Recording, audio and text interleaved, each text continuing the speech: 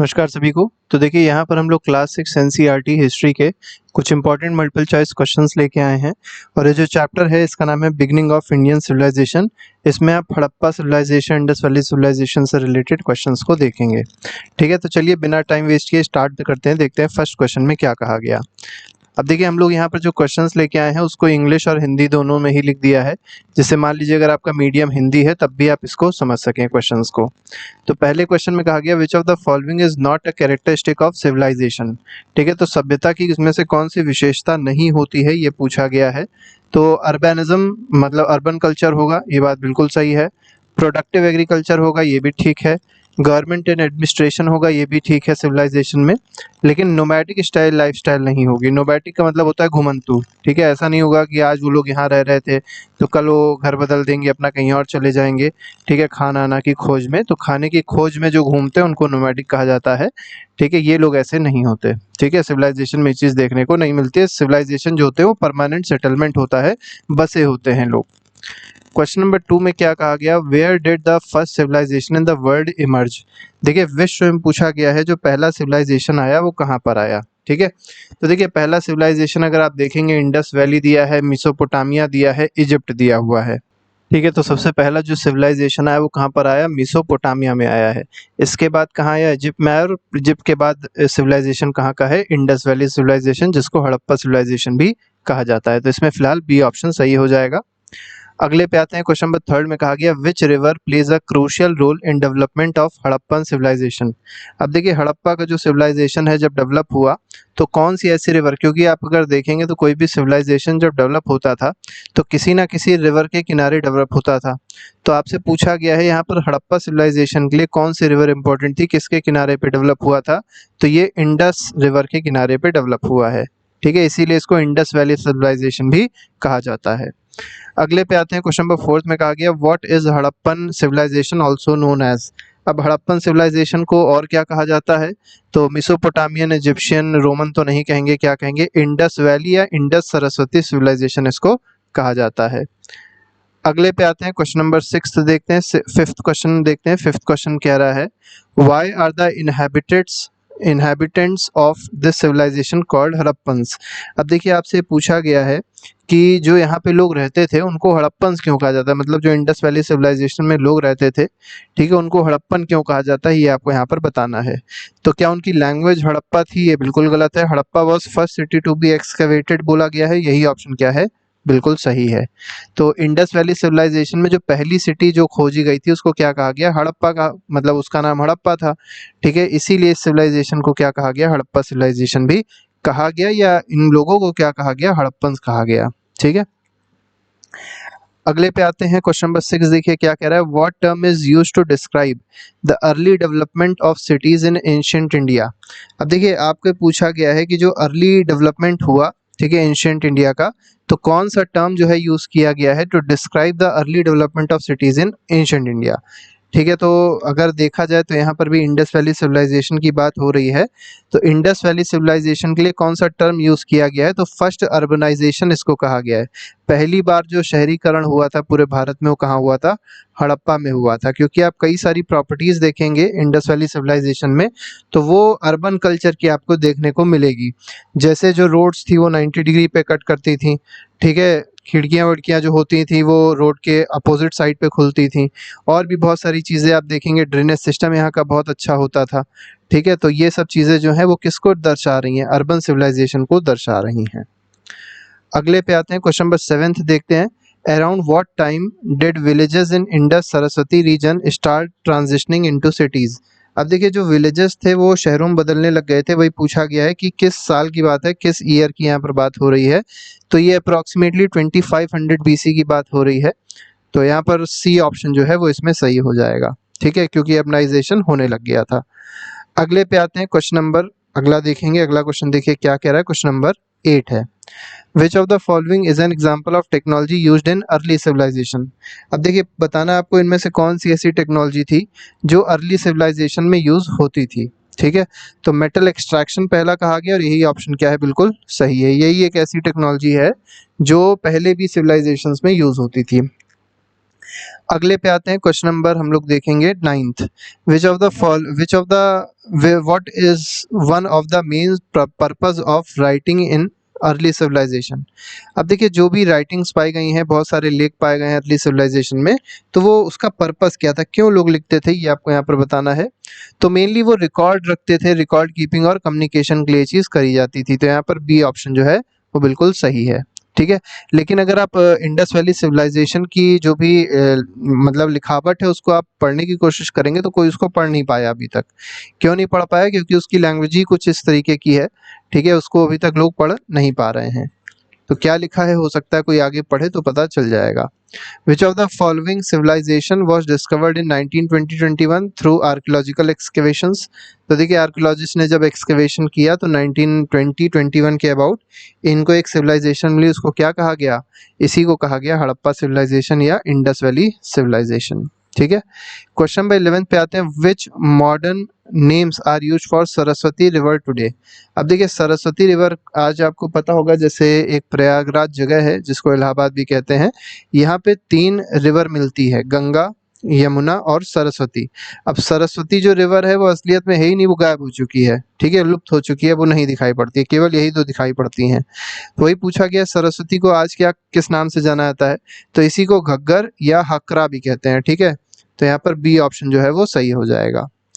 अगले पे आते हैं, 12th क्वेश्चन देखेंगे। In which ancient text is Saraswati river first mentioned. अब सरस्वती रिवर जो है पहली बार किस ये टेक्स्ट में मेंशन करी गई है, इसके बारे में जो लेख दिया गया है वो ऋग्वेद में दिया गया है या वेद में दिया गया। वेद का जो पहला वेद है जिसका नाम ऋग्वेद है, ठीक है, उसमें सरस्वती रिवर जो है उसको मेंशन किया गया है। Which of the following is not an Indus Valley site along the Saraswati basin. अब देखिए, यहाँ पर आपको बताना है कौन सी ऐसी साइट है जो इंडस वैली सिविलाइजेशन के आसपास नहीं थी, मतलब जो सरस्वती बेसिन के आसपास नहीं थी। इंडस वैली सिविलाइजेशन की तो साइट सारी आपको देखने को मिलेंगी, लेकिन बताना क्या है कि जो सरस्वती नदी के किनारे नहीं थी वो कौन सी है। ठीक है, तो सरस्वती नदी के किनारे आपको मोहनजोदाड़ो देखने को नहीं मिलेगी, क्योंकि ये किसके किनारे थी? ये इंडस के किनारे थी। ठीक है, अगले पे आते हैं। बाकी तीनों की तीनों, राखीगढ़ी हो गया, ठीक है, गनेरी वाला हो गया, कालीबंगन हो गया, ये तीनों की तीनों आपको कहाँ देखने को मिलेंगी? सरस्वती बेसिन के मतलब तट पे दिखाई पड़ेंगी। ठीक है, अगले पे आते हैं। क्वेश्चन नंबर 14 देखिए क्या कह रहा है। What distinguishes Dholavira from other Harappan sites. अब धोलावीरा जो है वो बाकी हड़प्पन साइट से थोड़ी सी अलग है। अब आपको बताना है धोलावीरा में ऐसा क्या अलग है बाकी हड़प्पन साइट से। तो इट हैज़ 2 जोन्स, तो 2 जोन नहीं है। It's buildings were made entirely of BRICS, ये भी गलत है। इट हैज़ 3 डिस्टिंक्ट जोन, ये बात बिल्कुल सही है, याद रखिएगा। धोलावीरा में 3 डिस्टिंक्ट जोन्स हैं। जैसे आप मोहनजोदाड़ो में देखेंगे तो मोहनजोदाड़ो में 2 डिस्टिंक्ट जोन देखने को मिलते हैं। ठीक है, एक अपर और एक लोअर। हो सकता है कि वहाँ पर अपर में जो हाई क्लास के लोग होते थे वो रहते थे, और लोअर में जो लोअर जोन था वहाँ पर जो लोअर क्लास के लोग थे वो रहते थे। लेकिन यही एक ऐसा धोलावीरा जगह है जहाँ पर 3 अलग अलग जोन्स देखने को मिलते हैं, और इसमें एक मिडिल टाउन भी है। ठीक है, तो यहाँ पर सी ऑप्शन जो है बिल्कुल सही है। धोलावीरा, चलिए आप कमेंट बॉक्स लिख के कमेंट में बताइएगा कि धोलावीरा किस स्टेट में है, भारत के किस स्टेट में धोलावीरा लाई करता है। अगले पे आते हैं। What was the purpose of Great Bath in Mohenjodaro according to archaeologist. तो आर्कियोलॉजिस्ट के हिसाब से आपको बताना है कि जो ग्रेट बाथ है उसका मेन काम क्या था, क्यों उसको बनाया गया था। तो पब्लिक बाथ फॉर पीपल था, बिल्कुल गलत है। टैंक फॉर रिलीजियस रिचुअल्स, तो यहाँ पर क्या होते थे? रिलीजियस रिचुअल्स होते थे, ये बात बिल्कुल सही है। ठीक है, तो मोहनजोदाड़ो का जो महान स्नानागार था उसका उद्देश्य ये था कि यहाँ पर जो रिलीजियस बात होते थे, ठीक है, वो यहाँ पर होते थे, रिलीजियस रिचुअल्स यहाँ पर होते थे। ठीक है, स्विमिंग पूल फॉर एंटरटेनमेंट बिल्कुल ही गलत है। स्टोरेज रिजर्वायर फॉर वाटर, ये भी गलत है। ठीक है, अगले पे आते हैं। क्वेश्चन नंबर 16 देखिए क्या कह रहा है। Which Harappan city has 6 large reservoirs build with stones or cut into rock. ठीक है, आपको ये बताना है कि कौन सा ऐसा हड़प्पन सिटी है जिसमें 6 बड़े बड़े रिजर्वायर पाए गए हैं। ठीक है, 6 बड़े बड़े रिजर्वायर पाए गए हैं, ये आपको बताना है किस सिटी में था। ठीक है, अब ये जो है ये धोलावीरा की प्रॉपर्टी है। धोलावीरा में चीज देखी गई थी कि हड़प्पा पत्थरों से निर्मित या चट्टानों में काटे गए 6 बड़े जलाशय पाए गए थे, तो ये धोलावीरा में पाए गए थे। क्योंकि धोलावीरा ऐसी जगह थी जहाँ पानी की बड़ी कमी थी। ठीक है, तो क्या करते थे लोग? पानी को स्टोर करके रखते थे। आज भी अगर आप देखेंगे उस स्टेट में पानी की थोड़ी बहुत कमी रहती है। What was the common feature of Harappan homes in terms of water management? अब देखिए आपको बताना है कौन सा ऐसा कॉमन फीचर देखा गया है हड़प्पन होम्स में वाटर मैनेजमेंट के टर्म्स में, ये आपको यहाँ पर बताना है। तो अभी हमने आपको बताया था कि ये अर्बन सिविलाइजेशन मेनली इसीलिए कहा गया है क्योंकि यहाँ पर प्रॉपर ड्रेनेज सिस्टम पाया गया है। ठीक है, तो यहाँ पर भी यही सही हो जाएगा कि हड़प्पन होम्स में जो वाटर मैनेजमेंट के लिए क्या देखा गया है, homes were connected to a larger drainage system. तो यहाँ पर बी ऑप्शन बिल्कुल सही है।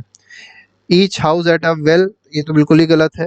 Water was stored in underground tanks, ऐसा भी कुछ नहीं है। Streets were built with open drains तो था ही नहीं, क्लोज ड्रेन्स थे, ये भी गलत है। तो इसमें बी ऑप्शन बिल्कुल सही है। What did the Harappans primarily rely on river for?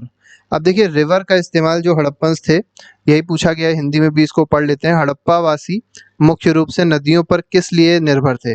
अब नदियों का मेनली वो इस्तेमाल क्या करते थे, ये आपको यहाँ पर बताना है। तो ट्रेड के लिए नहीं करते थे, मिलिट्री डिफेंस के लिए नहीं करते थे, बड़े सीधे साधे लोग थे। Access to water and agriculture, यही इसका बिल्कुल सही है। ठीक है, तो इसमें सी ऑप्शन सही हो जाएगा। कंस्ट्रक्शन ऑफ बिल्डिंग भी गलत है इसका। Which crop were the Harappans the first in Eurasia to cultivate? अब देखिए कौन सा ऐसा क्रॉप था जो हड़प्पन ने पहली बार कल्टीवेट किया है यूरेशिया में। ठीक है, पूरे यूरोप और एशिया को अगर देख लिया जाए तो पहली बार जो क्रॉप कल्टीवेट किया गया था, जो इन लोग ने कल्टीवेट किया, वो है कॉटन। ठीक है, तो कॉटन याद रखिएगा, इसमें बार्ले ना लगा देगा, बार्ले वरना गलत हो जाएगा। कॉटन जो है पहली बार किसने कल्टीवेट किया, हड़प्पन्स ने ही कल्टीवेट किया है पूरे यूरेशिया में। क्वेश्चन नंबर 20 पे आते हैं। 20 क्वेश्चन देखिए क्या कह रहा है। What surprising food item was found in Harappan cooking pots? अब देखिए हड़प्पन कुकिंग पॉट्स में आश्चर्यजनक खाद्य पदार्थ कौन से पाए गए हैं, ये आपको यहाँ पर बताना है। तो देखिए डेयरी प्रोडक्ट्स तो पाए गए हैं, लेकिन इसके अलावा जो आश्चर्यजनक है, सरप्राइजिंग फूड आइटम पाए गए हैं, वो है टर्मरिक, जिंजर और बनाना। तो इसमें सी ऑप्शन बिल्कुल सही है। 20th क्या 21st क्वेश्चन देखते हैं। What materials were Harappan beads commonly made of? अब देखिए जो हड़प्पन बीड्स बनी थी वो किस चीज़ की बनी थी, ये आपको यहाँ पर बताना है। तो ये बनी थी कार्नेलियन की। ठीक है, तो हड़प्पा की जो बीड्स बनी हो कार्नेलियन की बनी हुई हैं। क्वेश्चन नंबर 22 को देखेंगे। 22 क्वेश्चन देखिए क्या कह रहा है। Which of the following was a Harappan export? अब देखिए हड़प्पन जो थे वो क्या एक्सपोर्ट करते थे, इनमें से ये आपको यहाँ पर बताना है। तो टिम्बर और कॉटन, ये दो चीजें थी जो हड़प्पन क्या करते थे, एक्सपोर्ट करते थे। क्वेश्चन नंबर 23 पे आते हैं। What technique did Harappan craft people use for working with conch shell? अब देखिए आपको यहाँ पर क्या बताना है कि जो कोंच शेल होता था, ठीक है, उससे जो हड़प्पन्स थे वो क्या करते थे, शंख के साथ काम करने के लिए हड़प्पा शिल्पकारों ने किस तकनीक का उपयोग किया, ये आपसे पूछा गया है कि जो कोन शेल थे जब इनके साथ काम करते थे हड़प्पन क्राफ्ट पीपल, तो वो कौन सी टेक्निक यूज करते थे, ये आपको यहाँ पर बताना है। ठीक है, तो यहाँ पर सोफिस्टिकेटेड ड्रिलिंग टेक्निक यूज करी जाती थी। ठीक है, तो यहाँ पर सी ऑप्शन बिल्कुल सही हो जाएगा। अगले पे आते हैं। क्वेश्चन नंबर 24 देखेंगे। What is the primary metal Harappans imported? तो कौन सा ऐसा प्राइमरी मेटल था जो हड़प्पन क्या करते थे, इंपोर्ट करते थे। ठीक है, तो मेन मेटल जो हड़प्पन्स इंपोर्ट करते थे वो आपको बताना है कौन सा था। तो इनमें पहला ऑप्शन दिया है आयरन, गलत है। गोल्ड भी गलत है। इसका सही आंसर क्या है, C option, that is copper. Question number 25 पे आते हैं। What type of maritime structure was found in Lothal? अब देखिए लोथल जो है वो कहाँ पर है, गुजरात में है। आपसे सीधे सीधे भी पूछा जा सकता है। तो कौन सा मैरीटाइम स्ट्रक्चर यहाँ पर देखा गया है, पाया गया है, ठीक है, एक्सकेवेशन के द्वारा, ये आपको यहाँ पर बताना है। तो समुद्री ढांचा इसको कहते हैं मैरीटाइम स्ट्रक्चर को। तो डॉकयार्ड पाया गया है। तो आपसे ऐसे पूछ सकते हैं कि जो डॉकयार्ड है वो कहाँ मिला था, वो मिला था लोथल में। ठीक है, अगले पे आते हैं। क्वेश्चन नंबर 26 में क्या कहा गया। What were Harappan seals typically made of? अब देखिए हड़प्पन की जो सील होती थी वो किस चीज की बनी हुई होती थी, तो सेल खड़ी की या स्टेट टाइट की बनी होती थी। तो यहाँ पर बी ऑप्शन बिल्कुल सही है। ठीक है, अगले पे आते हैं। क्वेश्चन नंबर 27 देखेंगे। Which Harappan artifact is famous bronze figurine found in Mohenjodaro? अब देखिए ब्रॉन्ज की बनी हुई एक फिगर पाई गई है मोहनजोदाड़ो में, वो क्या है? ठीक है, तो पहला दिया है प्रीस्ट किंग, गेट बाद डांसिंग गर्ल है। क्या है, डांसिंग गर्ल है। ठीक है, हालांकि मिले सबके सब है यहाँ पर, लेकिन डांसिंग गर्ल इसमें सही होगा क्योंकि ब्रॉन्ज स्टैच्यू है, ब्रॉन्ज फिगर है ये एक, ये यहाँ पर देखा गया है। 28th क्वेश्चन पे आते हैं। 28th क्वेश्चन देखिए क्या कह रहा है। What were likely reason for decline of Harappa civilisation. अब हड़प्पा सिविलाइजेशन जो डिक्लाइन हुआ वो क्यों हुआ ये यहाँ पर आपको बताना है। तो फॉरेन इन्वेजन एंड वारफेयर पहला दिया गया है, दूसरा दिया गया climate change and drying of Saraswati river. हो सकता है इसमें बी ऑप्शन बिल्कुल सही हो। तो मतलब एक्चुअली तो किसी को पता ही नहीं है कि क्यों डिक्लाइन हुआ, लेकिन सबसे सही आंसर इसमें क्या माना जाएगा, बी माना जाएगा कि क्लाइमेट चेंज हुआ होगा और जो सरस्वती रिवर होगी वो क्या हो गई होगी, सूख गई होगी। अगले पे आते हैं, क्वेश्चन नंबर 29 देखेंगे। What feature of Harappan civilisation indicate their focus on trade. अब देखिए यहाँ पर आपसे क्या पूछा गया है कि कौन सा ऐसा फीचर है हड़प्पन सिविलाइजेशन का जो इंडिकेट करता है, फोकस ये लोग करते थे ट्रेड पे, इस चीज को इंडिकेट करता है। ठीक है, मतलब ट्रेड पे फोकस था। ये कैसे पता चलता है, क्योंकि ट्रेड जब होता है तो बहुत सारी सील्स का यहाँ पर आदान प्रदान होता है अलग अलग जगह से। ठीक है, तो यहाँ पर यही देखा गया कि थाउजेंड्स ऑफ सील्स यहाँ पर देखी गई हैं, पाई गई हैं, यूज फॉर ट्रेड आइडेंटिफिकेशन। ठीक है, अलग अलग कंट्रीज की सील पाई गई हैं, इसका मतलब इंपोर्ट एक्सपोर्ट भी यहाँ पर होता था। लास्ट क्वेश्चन देख लेते हैं आज का। इसमें देखिए क्या कहा गया है, जैसे आज पैसे होते हैं तो पहले वैसे ही सील हुआ करती थी। ठीक है, तो कोई भी चीज पेमेंट करना होता तो सील दे दी जाती थी, तो पता चल जाता था कि हाँ वहाँ पे ये चीज इतना पैसे का जाना है, ऐसे आप इसको समझ सकते हैं। ठीक है, मतलब एक मुहर होती थी, ऐसे आप समझ लीजिए जैसे आज भी सील लगती है ना, सील कोई चीज पे लगाई जाती है। अगले पे आते हैं, क्वेश्चन नंबर 30 देखते हैं। Why did the Harappans eventually return to rural settlements. अब देखिए हड़प्पन जो थे वो रूरल सेटलमेंट पे वापस क्यों आ गए। ठीक है, क्योंकि रूरल लाइफ जो है उसमें क्या है कि आसानी से फूड वाटर मिल जाता है, इसीलिए यहाँ पर ये लोग रूरल लाइफ में वापस आ गए। ठीक है, तो इस तरीके से 30 क्वेश्चन से जो हम लोग ने डिस्कस किए। इसके अलावा हर एक चैप्टर के एमसीक्यूज प्लेलिस्ट में पढ़े हैं, उसको आप जाके देख सकते हैं, अपना रिवीजन अच्छे से कर सकते हैं। अभी के लिए फिलहाल नहीं, thank you very much, good bye, जय हिंद।